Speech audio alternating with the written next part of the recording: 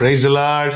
கர்த்தரும் இரட்சகருமாகிய இயேசு கிறிஸ்துவின் இனிய நாமத்தினாலே உங்கள் அனைவருக்கும் என் அன்பின் வாழ்த்துக்கள். இந்த நல்ல நாளை காண செய்த தேவனுக்கு ஸ்தோத்திரம் உண்டாவதாக. கர்த்தருடைய கிருபை உங்கள் அனைவரையும் சூழ்ந்து கொள்வதாக. எரேமியா தீர்க்கதரிசன புஸ்தகம் 16வது அதிகாரம் 11வது வசனம். நீ அவர்களை நோக்கி, உங்கள் பிதாக்கள் என்னை விட்டு அந்நிய தேவர்களை பின்பற்றி அவர்களை சேவித்து அவர்களை பணிந்து கொண்டு என் நியாய பிரமாணத்தை கை கொள்ளாமல் என்னை விட்டு விட்டார்களே. கர்த்தருடைய பரிசுத்த நாமம் மகிமைப்படுவதாக. ஜனங்களிடத்திலே எரேமியாவை கொண்டு கர்த்தர் பேசுகிறார். அநேக காரியங்கள் இங்கு சொல்லப்பட்டாலும் இந்த ஒரு வார்த்தைக்காக இந்த வசனத்தை இந்த நாளில் தியானிக்கும்படி ஆவியானவர் காண்பித்து தருகிறார். என்ன அந்த வார்த்தை?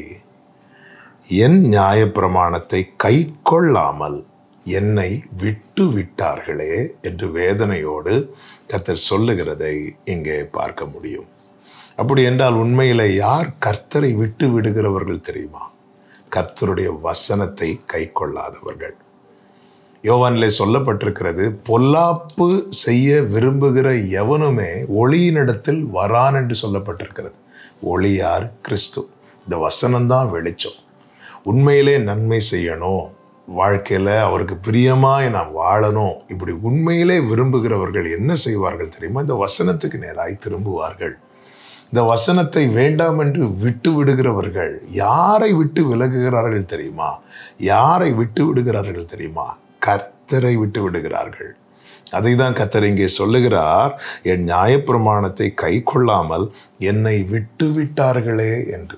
பல நேரத்தில் நம் வாழ்க்கையில் நாம் பாதிக்கப்படும் போது நாம் ஆண்டவரனை கைவிட்டார் என்று சொல்லுகிறோம். ஆனால் உண்மையிலே கர்த்தர் நம்மை கைவிடவில்லை, நாம் அவரை விட்டு விலகுகிறவர்களாய் இருக்கிறோம். இளையகுமாரனை தகப்பன் வீட்டை விட்டு வெளியேற்றவில்லை, இளையகுமாரன் தகப்பனை விட்டு வெளியே போனான். ஏன்? தகப்பனுடைய ஆளுகைக்கு கீழே இருக்கிறதை, தகப்பனுடைய வார்த்தைக்கு கீழ்ப்படிந்திருப்பதை அவன் விரும்பாதபடியினாலே. அப்பா என்ன கண்ட்ரோல் பண்ணக்கூடாது, அப்பா என் வாழ்க்கையில் தலையிடக்கூடாது, அதனால் நான் என்ன செய்யணும்? அப்பாவை விட்டு வெளியே போயிடணும். இதுதானே வேதத்தை விட்டு விலகுகிறவர்களுடைய எண்ணமாக இருக்கிறது. ஆண்டவர் என்ன சொல்லக்கூடாது, நான் வலதுபுறம் இடதுபுறம் சாயும் போது வழி இதுவேன்னு கர்த்தர் சொல்லக்கூடாது. எனக்கு இஷ்டப்பட்ட இடத்துல நான் சாய்வேன், எனக்கு இஷ்டப்பட்ட காரியத்தை நான் செய்வேன் என்று நினைக்கிறவர்கள் என்ன செய்கிறார்கள் தெரியுமா? அந்த வசனத்துக்கு தங்களை தூரமாக்குகிறார்கள். யார் வசனத்துக்கு தங்களை தூரப்படுத்துகிறார்களோ அவர்கள் கர்த்தரை விட்டு விடுகிறார்கள். பிரியமான கர்த்தருடைய பிள்ளைகளே, நாம் அவரை விட்டு விட்டால் அவர் நம்மை விட்டு விடுவார் என்று வேதம் எச்சரிக்கிறது.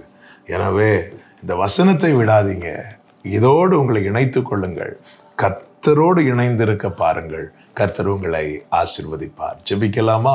எங்கள் நல்ல தகப்பனை, இரக்கமுள்ள தேவனே, அப்பா, இந்த பிரமாணத்தை கை கொள்ளாதவர்கள் உம்மை விட்டு விடுகிறார்கள் என்று வேதனையோடு சொல்லியிருக்கிறீர். நாங்கள் இதை கை கொண்டு உம்மை விட்டு விலகாதிருக்க கிருபை தாரும். இயேசுவின் நாமத்தில் பிதாவே, ஆமென்.